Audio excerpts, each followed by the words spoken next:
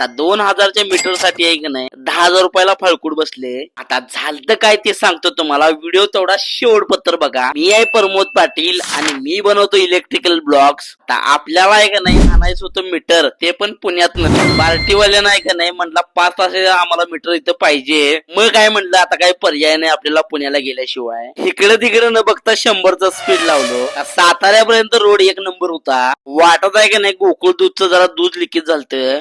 जरा पुढे आलोय का नाही ही गाडी काय बिना कोण ड्रायव्हरच चालवालत हे काय कळाम झालं आम्हाला.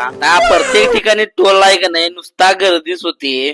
पुण्याच्या अलीकडे आहे का नाही नवीन टनल केला. ह्यो बघून एवढा भारी वाटला का नाही असं वाटलं. टनल संपतोय का नाही लगेच टोल आला बघा. टोल संपला तेवढ्याचा आणि दुसरा टनल आला. आपल्याला जायचं होतं नवले ब्रिजला.